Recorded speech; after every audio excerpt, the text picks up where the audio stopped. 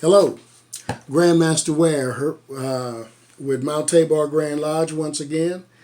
Uh, Welcome. We're going to see if we can't put a cap on this legacy concept jar that I've been talking about for the past 3-4 videos. I will ask that if any of these videos have been beneficial and enlightening to you, that you help support our efforts to elevate others by becoming a partner with us in our efforts. You can donate, of course, via Cash App, and we're asking for a $10 donation. Or you can do the Zelle to our email address, and our email address is located in the About section of our YouTube channel. If you choose not to do one of those, the most powerful thing you can do to help us is buy this book. Buy the Masonic Maturity Through Scripture. There's a lot of information in here to help you realize who you are, whose you are, where you should be going, how to do things, and it's guaranteed to make you a better person, or at least give you the ammunition for you to make you a better person. So, that book is available through paperback and Kindle. Now, I completed this video some time ago, but I couldn't bring myself to release it. In fact, I received a call or two that says, "Hey, man, when are you coming out with the next one?" And I'm going, "Okay, I'm working."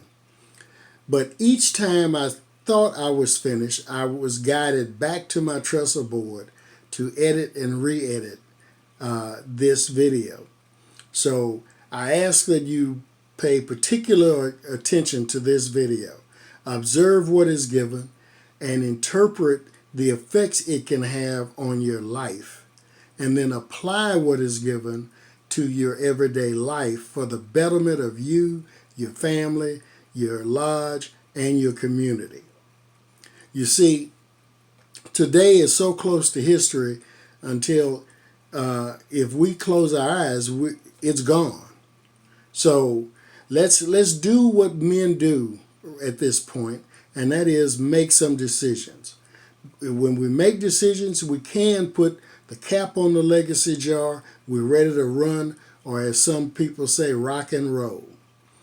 Every other video, every character trait that I've been talking about over the past couple of years, all of the other laws of success, the law of thought, the law of words, the whole legacy concept leads to this particular video, because this is the big boy, okay? This is the law of pursuit. It's action.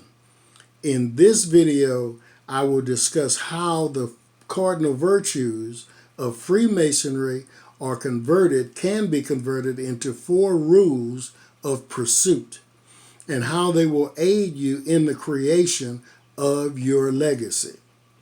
Then I will give you the same charge David at the time of his death gave Solomon. Now, let's get into this. You should have a plan, a strategy for everything you do. Action without a plan tends to be reaction. In working your plan, you must recognize and adjust as the Spirit will. Let me say that again, as the Spirit will. If you go back to the affirmations I gave you back in January 12, 2018, affirmation number 4 says point blank, "I am anointed by God. The voice of truth guides me along the path of my life. The answers come with the questions. The path is lit with the first step. The way is cleared with the looking. The goal is in sight with the desire. All that is good I desire. I do not seek, I know. I do not strive, I am guided. I do not think responsively, I think originally. I do not react, I act. And that is the way we're supposed to operate in our lives daily. Now, hopefully at this point, you've identified or have an idea as to what your purpose is and have been attempting to get divine directions. Now, if you don't have it, you really need to shift gears in that area. Because if you don't have a plan, if you don't know what your purpose and your assignment is and you don't have a plan, then you are of no use to anyone. You know, going in circles doesn't help unless the goal is to go in circles. So indecision is a decision. Now, the Masonic Order is a very serious thing. The Masonic Order will only thrive and perpetuate itself, and legacies will be created when its members accept the shared responsibility given by God for the greater good. Let me repeat that. The Masonic Order will thrive and perpetuate itself, and legacies will be created when its members accept the shared responsibility given by God for the greater good. You know, this life you live is not about you. It's not about your family. We were put here to have a greater effect than ourselves and our families. Yes, our families are entrusted to us. Your family is entrusted to your care. But you affect the lives of everyone you meet, you teach, and you learn from. Now, you have a serious obligation to all of them. And the actions you take and what you do are seeds you plant and nurture all the time. In fact, those actions and things you say right now are seeds that you are planting and nurturing today. And the fruit of those you will receive tomorrow. Galatians 6:7 tells us, "Be not deceived. God is not mocked. For whatever one sows, that he will also reap." So, you sow in your house, you reap in your house. You sow in the world, you reap from the world. However, sometimes it changes just a tad. In other words, you might sow in the south side and reap over in the north side. But the law is the same. The principle is the same.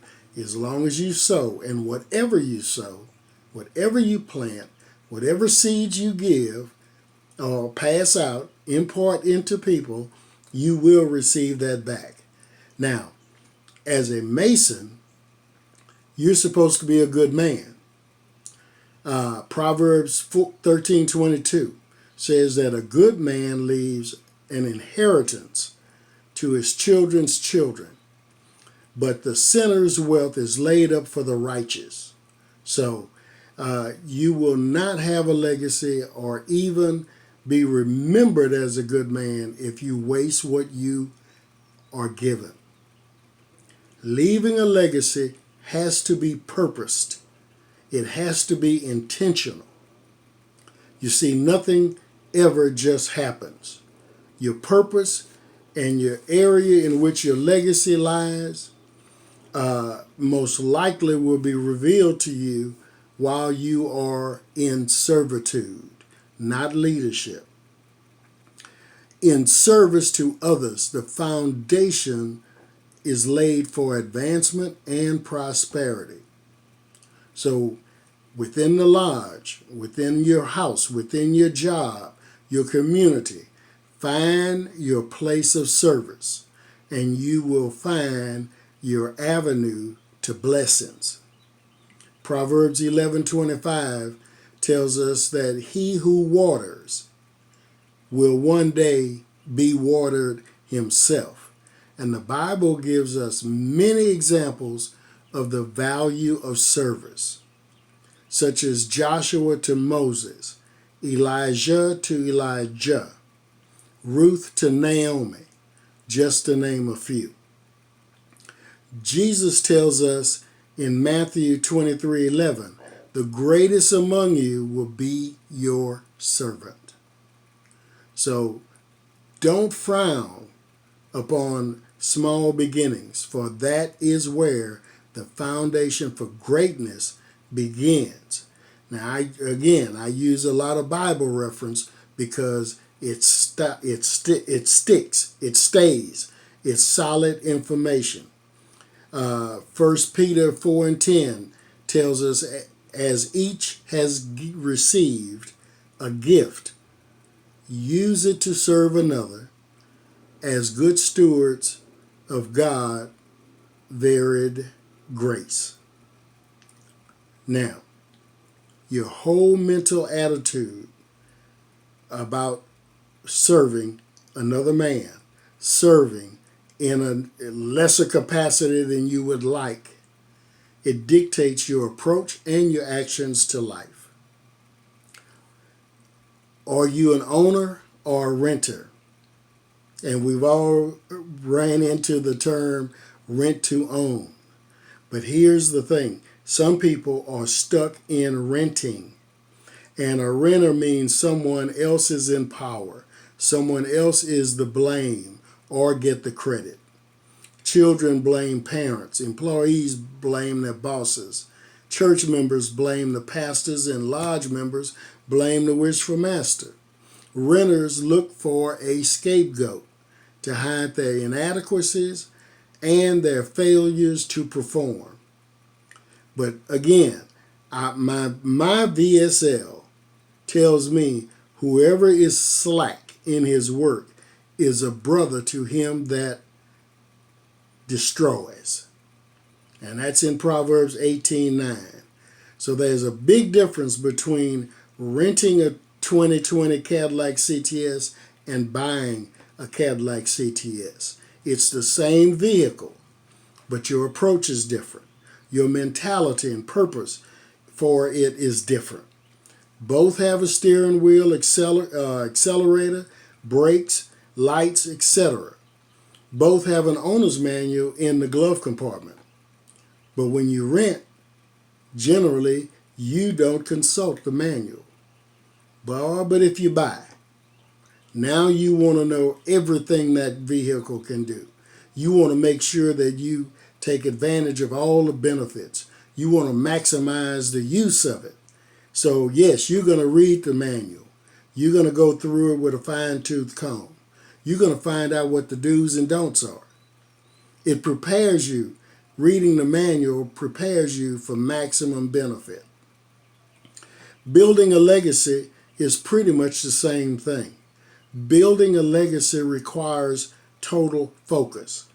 To leave a legacy, you're going to have to be in control. You're going to have to own your life. You being an owner, if you want maximum return on ownership, you will be required to be all in. Ownership means you accept where you are. You accept the responsibility for change when it comes down to your life and legacy. You take charge and take the responsibility for correcting and changing and making something happen. Owners take charge and look for what they can do. Again, Proverbs 12:24 says, "The hand of the diligent will rule, while the slothful will be put to forced labor." I had an old Mason tell me decades ago. He said, where on the job they pay a dime for this and $1 for this. So if you're using your back, you're not going to make as much money as you could. You're not going to earn as much as you could if you use your head. Now, your money, your time, in fact, everything we receive tends to be seeds, okay? Time, money, knowledge, all of that are seeds. The question is, where do you plant them? Seeds ought to be planted in fertile ground. When planting, the ground has to be right. When building a house, the ground has to be right. Your money and time are seeds given by God for growth and are to be shared with those of right character. So I refuse to work, buy, bake a cake, and then have someone else eat it. It's my cake. I earned it. You can get some when and if I have had my fill and if I have any left. After I'm satisfied, my needs and my wants have been met, then I will share with you out of my abundance or out of my excess. But only if you are of fertile ground. You see, that's a roundabout way to tell you, some friends and even family are barren ground. Go back, find the parable of the sower, and you'll understand more about what I just said. You see, if a person tells you about their time in the club or their drinking, excuse me, or doing drugs and ask you to loan them money to pay their light bill, do the math. Clearly, their priorities are not straight. They are wasting seed given to them. Do you really think they're going to place more value on your seed, on your money? When you give them your seed or your money, you are actually paying for their habits and wasting your seeds. I had dynamite phrase here. Sympathy for them means stupidity for you. Now don't get me wrong. Some people fall on hard times. But again, even the fertile ground sometimes has to be tilled and worked and treated and so forth. But it started off fertile. So you got to recognize the difference between the two. When doing some business with someone, if they don't pack fair with you, do you continue to do business with them? How many times are you going to let the dog bite you before you start crossing the street when you're passing his house? Let's look at some actions we can take to create our legacy.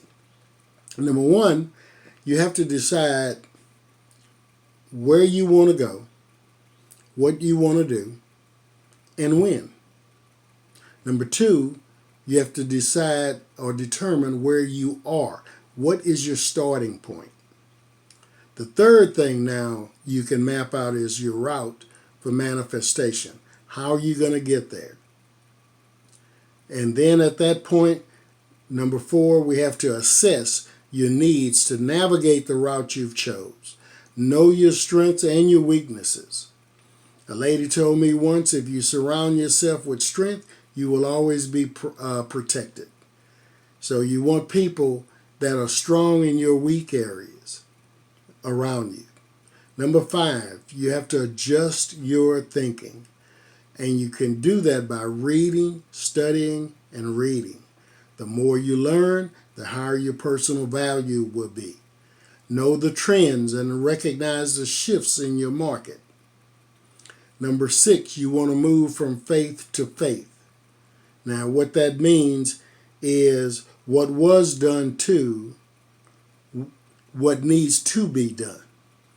In other words, listen to that small voice. It's going to bring into your remembrance things that you accomplished back years ago, weeks ago, months ago, whatever the case may be. Achievements that you accomplished. Take that confidence and move it to the future. That's from faith to faith. And so that little small inner voice is the Holy Spirit that's going to guide you and give you the confidence to try that thing that you're really questioning whether or not you can get it done right now. As we say, follow your guide and fear no evil. Now, the actions you take should be purpose-driven. Pretty much everything we do should be purpose driven. Remember, we are in pursuit of a thing. Again, I say to you, man is happiest when in the pursuit of a thing. To gain possession of your legacy, there are 4 critical rules of pursuit that you must employ. Number 1, temperance. Ephesians 5:18 tells us, and be not drunk with wine, wherein excess, but be filled with the Spirit. It teaches us to stand in awe of the presence and principles of God. Efficiency in what we do lends itself to effectiveness in what we do. There is a place for everybody and everything. Everything and everybody has to be in their place. So now you do not want to get out of your lane, nor allow anyone to get into your lane. So you want to do everything decent and in order. Titus 2:2, that says that aged men should be sober, grave, temperate, sound in faith, and in charity, and in patience. So temperance is a must if you are going to pursue and achieve your legacy. Rule number 2 in the law of pursuit is justice. Psalms 119:30. And it says, I have chosen the way of faithfulness. I set your rules before me. You have to have a foundation of rules to operate by. You don't want to deviate from them. I tell men all the time in the lodge, the only way, I've been knowing Fred a long time, and the only way I'm going to treat John as well as I treat Fred, John I just met, is if I go by the rules. I go by the book. The book doesn't allow me to show favoritism. The book doesn't allow me to operate on my feelings. So you need to have a set of rules before you. And this verse explains that. Indecision is a decision. I like to call it decision constipation. Now, a just man is always also an upright man. And when your feet are planted on rules and principles that are solid, then you don't have the tentativeness or the vacillation in what to do and how to do it. You don't ponder how you're going to handle a situation or a person because you have the rules. In contracts, affirming, bargaining, and even in performing certain tasks that you take on, you should be decisive, and you should handle them along the same lines every time. Leviticus 19:35 tells us that ye shall do no unrighteousness in judgment, in metayard, in weight, or in measure. So again, we wind up being a cube, okay? And what I'm saying by that, what I mean by that is you're the same all the time on all 6 sides. Top and bottom. 4 sides, top and bottom. Bottom line is, when you are a cube, I know what to expect. I know what you're going to give me. I know what I can take to you. So it benefits you immensely to be solid in that manner. Rule number 3 in the law of pursuit is fortitude.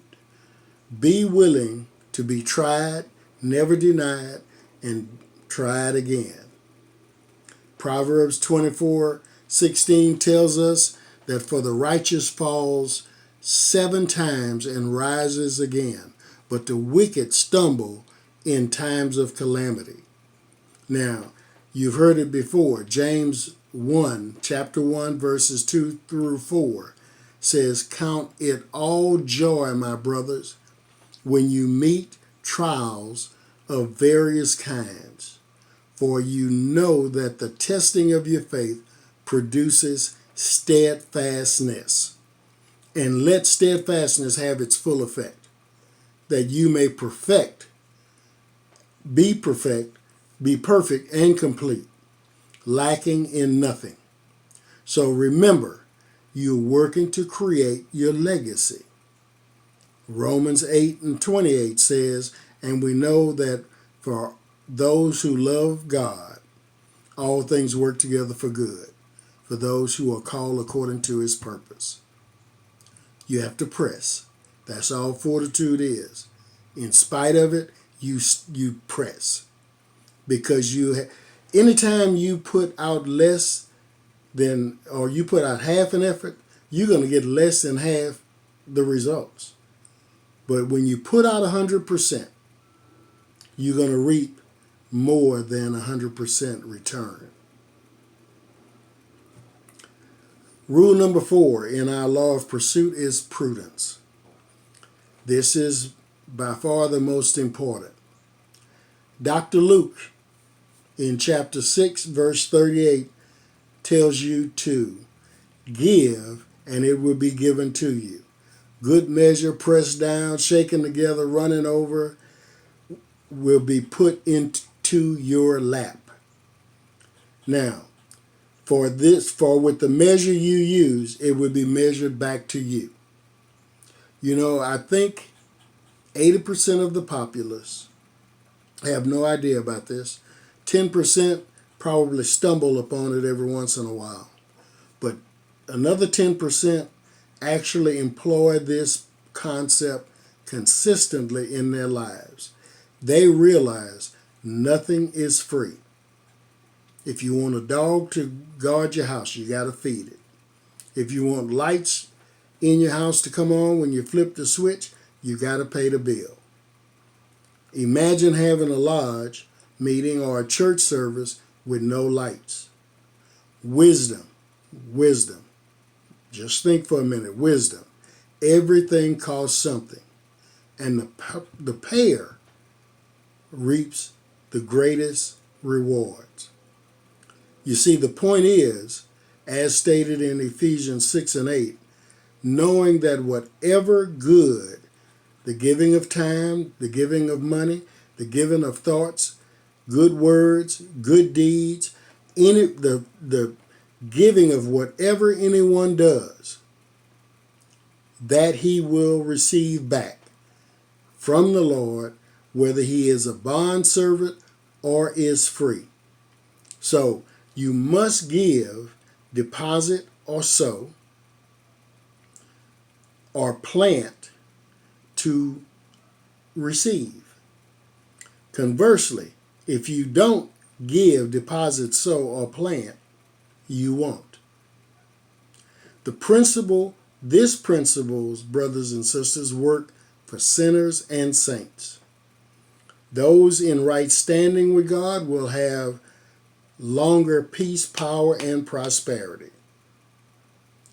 And if you look at Ecclesiastes 12, where Solomon tells us to remember thy Creator in the days of thy youth. You know, of all the quotations, allusions, and facts, and names taken from our great light, our VSL, from the Holy Bible, this one was made a part of the Masonic ritual. And it has a very secure place in our ritual. And it reaches into the hearts of Masons to great depths. But go and examine the first 7 verses of Ecclesiastes 12. Now, if you study Solomon further, you're going to find that Solomon's fall is proof of the weakness of man's nature. It is a call, that's that whole statement, remember thy Creator in the days of thy youth, is a call to young people to think of God and exert their duty to Him when they are young. I heard this phrase where advice, if you take care of the young man, and the young man will take care of the old man. That's part of the reason why every Mason should be told that their name should be on a church roll. If you go to our 15 points, point number 1 in our 15 points says that every Mason shall cultivate brotherly love and the love of God and frequent Holy Church. Plain and simple. It's there in our books. Let me give you some precepts and promises. Proverbs 22:29. Do you see a man skillful in his work? He will stand before kings. He will not stand before obscure men. Titus 2:7.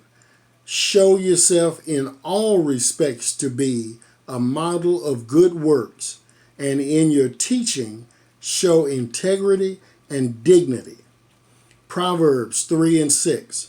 In all your ways acknowledge Him, and He will straight your paths.